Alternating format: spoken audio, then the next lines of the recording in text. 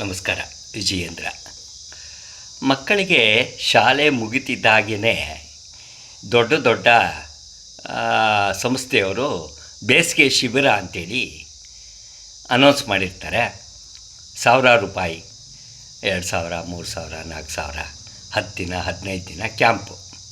ಬೆಳಗ್ಗೆಯಿಂದ ಸಾಯಂಕಾಲ ತನಕ ಅಲ್ಲೇನೋ ಒಂದು ಆಟ ಆಡಿಸಿ ಕಳಿಸ್ತಾರೆ.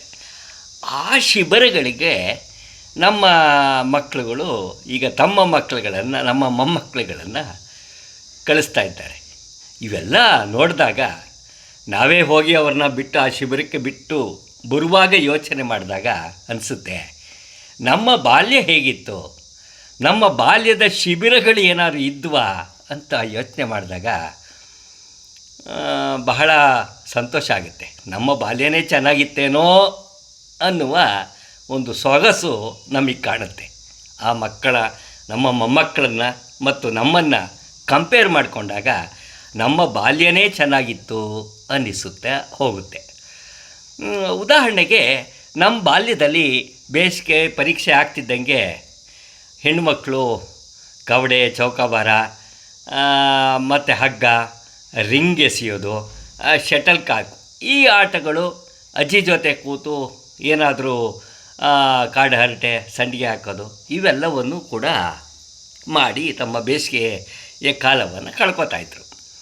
ಆದರೆ ಹುಡುಗರು ಏನೇನು ಮಾಡ್ತಿದ್ರು ಅನ್ನುವ ಬಗ್ಗೆ ಚಿಂತನೆ ಮಾಡಿದಾಗ ಈ ತಾವೇ ಕೆತ್ತಿದ ಮರದ ಬುಗುರಿಯನ್ನು ಆಡ್ತಾ, ಸ್ವಲ್ಪ ಏನಾದರೂ ಮಳೆ ಬಂದರೆ ಕೊಂಕಣಿ ಥರ ಒಂದು ಕಡ್ಡಿ ಚೂಪಾದ ಮಳೆಯನ್ನು ನೆಲಕ್ಕೆ ಹೊಡೆಯುತ್ತಾ, ಬಹುದೂರ ಹೋಗಿ ಸೋತ ಮೇಲೆ ಅಲ್ಲಿಂದ ಯಾರು ಸೋಲ್ತಾನೆ ಅವನು ಅಲ್ಲಿಂದ ಕುಂಟ್ಕೊಂಡು ಬರ್ತಕ್ಕಂಥ ಕೊಂಕಣಿ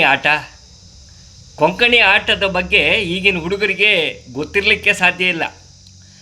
ಅದರಲ್ಲೂ ನಗರ ಪ್ರದೇಶದಲ್ಲಿರುವ ಹುಡುಗರಿಗೆ ಆದಷ್ಟು ಈ ಆಟ ಗೊತ್ತಿರಲಾರ್ದು ಅಂತ ನಾನಾದರೂ ಭಾವಿಸ್ತೇನೆ. ಒಂದು ಬಿದಿರಿನ ಕಡ್ಡಿ ಮುಂದ್ಗಡೆ ಒಂದು ಚೂಪಾದ ಕೊಂಕಣಿ ಥರ ಇರೋದು, ಗಿಣಿ ಮೂತಿ ಥರ, ಅದನ್ನು ಕಟ್ ಮಾಡಿಕೊಂಡು ಇಷ್ಟುದ್ದ ಕಡ್ಡಿ ಮಾಡ್ಕೊತಿದ್ವಿ. ಒಬ್ಬ ಕ್ಲಾಪ್ಸ್ ಹಾಕೋದು, ಸೋತವನು ಒಂದು ಕಡ್ಡಿಯನ್ನು, ತನ್ನ ಬಿದಿರು ಕಡ್ಡಿಯನ್ನು ಕೈ ಮೇಲೆತ್ತಿ ಅವನು ಹಿಡಿದು ನಿಲ್ಲಬೇಕು. ಕೊಂಕಣಿ ಹಿಡ್ಕೊಂಡಿರ್ತಕ್ಕಂಥ ಇತರೆ ಹುಡುಗರು ಆ ಕಡ್ಡಿಯನ್ನು ಎಳ್ಕೊಂಡು ನೂಕ್ಕೊಂಡು ಹೋಗೋದು. ನೂಕೋದು ಕಲ್ ಮೇಲೆ ಇಟ್ಕೋಬೇಕು. ಮಣ್ಣು ಮೇಲೆ ಅವನ ಕಡ್ಡಿ ಇಟ್ಟಾಗ ಮುಟ್ಟಿದ್ರೆ ಅವನು ಔಟು, ಅಲ್ಲಿಂದ ಅವನ ಆಟ ಪ್ರಾರಂಭ. ಈ ರೀತಿಯ ಕೊಂಕಣಿ ಆಟ ಆಡ್ತಾಯಿದ್ವಿ. ಈ ಕೊಂಕಣಿ ಆಟದ ನೆನಪು ಬಂದಾಗ ಅದರಲ್ಲಾದ ಒಂದು ದುರಂತವನ್ನು ನಾನು ನಿಮಗೆ ನೆನಪು ಮಾಡ್ತೇನೆ.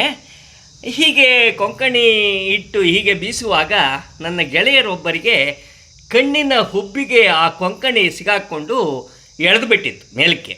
ಇಷ್ಟು ದೂರ ಅವರಿಗೆ ಓಪನ್ ಆಗಿಬಿಟ್ಟಿತ್ತು.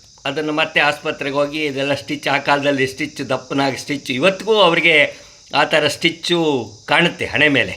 ಆ ಥರದ ಒಂದು ಪ್ರಮಾದಗಳು ಕೂಡ ಈ ಕೊಂಕಣಿ ಆಟದಿಂದ ಕಣ್ಣಿಗೆ ತಗಲೋದು ಅಥವಾ ಕುತ್ತಿಗೆಗೆ ತಗಲೋದು, ಇವೆಲ್ಲವೂ ಪ್ರಮಾದಗಳು ನಡೆದಿದ್ದುಂಟು. ಇನ್ನು ಹೊಂಗೆ ಮರ ಚಿಗುರೋ ಕಾಲ, ಉಗಾದಿ, ವಸಂತ, ಈ ಎಲ್ಲ ಕಾಲಗಳಲ್ಲೂ ನಾವು ಮರ್ಕೋತಿ ಆಟ ಆಡ್ತಾಯಿದ್ವಿ.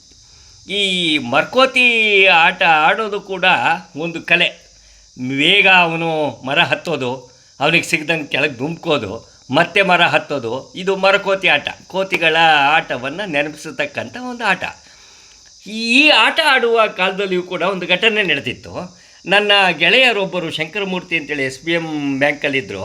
ಅವರು ಮರದ ಮೇಲಿಂದ ಆಗ ಬಿದ್ದೋದ್ರು. ಕಾಲು ಸ್ವಲ್ಪ ಏಟಾಗಿ ಅಪಘಾತ ಆಗಿತ್ತು ಕಾಲಿಗೆ. ನಾವು ಮನೇಲಿ ಹೇಳಿದ್ರೆ ಬೈತಾರೆ ಅಂತೇಳಿ ಕಾಲಿಗೆಲ್ಲ ಅವತ್ತು ಏನು ಬೇಕೋ ಎಣ್ಣೆ ಪಣ್ಣೆ ಎಲ್ಲ ಹಚ್ಚಿ ಅವನ್ನ ಮನೆ ಕರ್ಕೊಂಡೋಗಿ ಬಿಟ್ಟಿದ್ವಿ. ಆದರೆ ಬೆಳಗ್ಗೆ ಆಗೋದ್ರೊಳಗೆ ಆ ಕಾಲು ಊತ ಬಂದುಬಿಟ್ಟಿತ್ತು.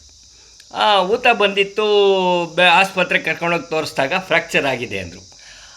ಆಗ ಎಲ್ಲರಿಗೂ ಯಾರ್ಯಾರು ಆಟ ಆಡೋಕ್ಕೆ ಹೋಗಿದ್ರು ಅವ್ರಿಗೆಲ್ಲರ ಮನೆಯಲ್ಲೂ ಬೈಗಳ, ನೋಡಿ ಹಂಗಾಗಿದೆ ಅವನಿಗೆ, ನಿಮಗೂ ಹಂಗೆ ಆಗುತ್ತೆ ಅಂತೇಳಿ ಬೈಗಳ. ಒಂದು 10-15 ದಿನ ಈ ಮರ್ಕೋತಿ ಆಟ ಯಾರೂ ಆಡಲಿಲ್ಲ. ನಂತರ ಕೋತಿ ಬುದ್ಧಿ ಎಲ್ಲೋಗುತ್ತೆ, ಮತ್ತೆ ಮರ್ಕೋತಿ ಆಟ ಆಡಿದ್ವಿ. ಇವೆಲ್ಲ ಘಟನೆಗಳು ನೆನಪು ಮಾಡಿಕೊಂಡಾಗ ನಮ್ಮ ಮಕ್ಕಳು ಇಷ್ಟೊಂದು ಆಟ ಆಡಲಾರ್ರು. ಕಂಪ್ಯೂಟ್ರ್ ಮುಂದೆ ಕೂತು ಕೀಬೋರ್ಡಲ್ಲಿ ಆಟ ಆಡ್ತಾರೆ, ಮೊಬೈಲಲ್ಲಿ ಆಟ ಆಡ್ತಾರೆ, ಬಣ್ಣ ಬಣ್ಣದ ಕುಂಚ ತಗೊಂಡು ಏನೋ ಚಿತ್ರ ಬರಿಬೋದು. ಇಷ್ಟು ಬಿಟ್ಟರೆ ಈ ರೀತಿಯ ರಫ್ ಆಟಗಳನ್ನು ಆಡೋದಕ್ಕೆ ಅವರು ಈ ಕಾಲದ ಹುಡುಗರು ಇಷ್ಟಪಡಲ್ಲ. ಚೆಸ್ ಆಗಲಿ ಈ ಥರ ಆಟಗಳು ಆಡ್ತಾರೆ. ಶುಭಮಂಗಳ ಸಿನಿಮಾದ ಹಾಡು ನೆನಪು ಬರ್ತಾಯಿದೆ. ಬಾಲ್ಯದ ಆಟ ಆ ಹುಡುಗಾಟ ಇನ್ನೂ ಮರೆತಿಲ್ಲ ಅನ್ನುವ ಹಾಡಿನೊಂದಿಗೆ ನನ್ನ ಮಾತು ಮುಗಿಸ್ಬೇಕು ಅಂದ್ಕೊತಾ ಇದ್ದೀನಿ. ಲಗೋರಿ ಲಗೋರಿ ಆಟ ಆಡಿ ಒದೆ ತಿಂದ ಚೆಂಡು, ಕಳೆದುಕೊಂಡ ಚೆಂಡುಗಳೆಷ್ಟೋ, ಒದೆ ತಿಂದ ಆ ಚೆಂಡುಗಳಿಂದ ಒದೆ ತಿಂದವರೆಷ್ಟೋ.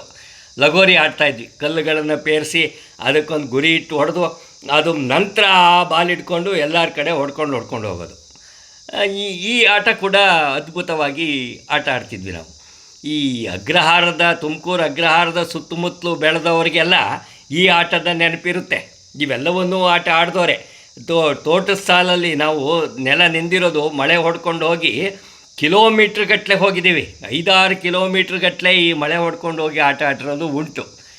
ಈ ಎಲ್ಲ ನೆನಪಿನೊಂದಿಗೆ ನನ್ನ ಮಾತುಕತೆಯನ್ನು ಮುಗಿಸ್ತೇನೆ. ನಿಮಗೂ ಈ ಆಟದ ನೆನಪೇನಾದರೂ ಬಂದಿದ್ದರೆ ಒಮ್ಮೆ ನಕ್ಕು ಬಿಡಿ. ನಮಸ್ಕಾರ.